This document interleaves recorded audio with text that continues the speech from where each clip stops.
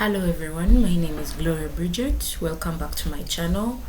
Um, Today we are going to talk about published information sources.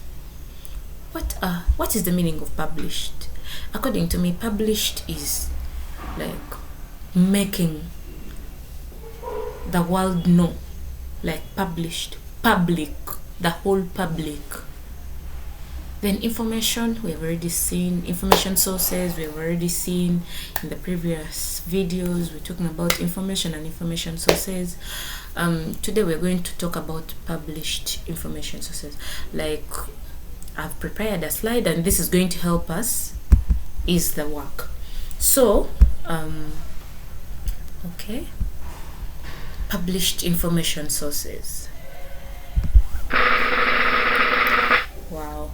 Published information sources are for research and academic work, and are also formal channels where information is vetted and shared with the public. It's not an inside thing or it's not an internal thing, but it is for the public and for the general population to know about research, about academic work. But they use formal channels, for example YouTube. They use books, they use various sources, for example TikTok and many others. So what are the examples or types of published sources? We have the journals, we have books, we have conference papers, we have reports and grey literature. So we're going to talk about each of these. So we're going to talk about the journals. What are the journals? Journals are the heartbeats of research, and the articles are peer reviewed. What am I trying to mean here? Experts check the content before publication. In a journal, you can't just publish it without an expert checking it, because this information in that given journal is going to help a variety of scholars, a variety of researchers, a variety of academicians. So you could be having wrong information and you put your journal out and people get wrong information, but an expert is going to come out, check the content, and then they will publish. For example, the Journal of East African Studies. East African Studies, you looked, how do the in East Africa, how many countries do we have? We have like maybe 5 or 6. And then you come out, how are the studies? They have schools, maybe they have government sponsored schools, and then they have private sponsored schools, and then you find out the subjects they do. That is what we call, but all this has to be reviewed by an expert. So now we're going to talk, the second thing is books. Scholarly texts that dive deep into topics, for example various textbooks, for example maybe inorganic chemistry by Ramsden, maybe biological science, maybe advanced biology, functional biology.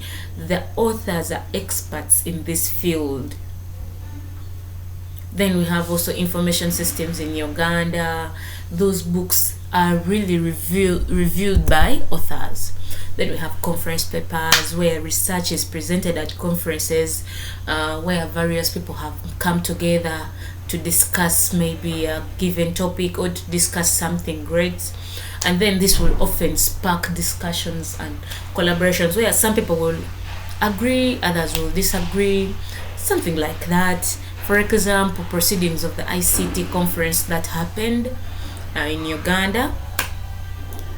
Yeah, the various people who have studied and are still studying ICT, that is computer studies, come together. They came together and agreed about different kinds of things that are supposed to be in the books. Then we have reports, where there is official documents with data and analysis. For example, the UBOS, that is Uganda Bureau of Statistics, in 2024 they did census, and we very well know census is done every after 10 years. So they did census and came up with a report, an official document. It had data, they analyzed it very well, and they put together the data and for the good of the country. So they came up with the total number of people in a country from various sources, maybe from north, from east, from central, from west, from south, everywhere. So they added up, totaled up, and brought the work. Then we have grey literature, where these are valuable and may not be formally published. For example, working papers, theses, those are used mainly by PhD students, masters, yeah, something like that. So we have more important. What are the importance of these sources? We have they are credible. We give them credit.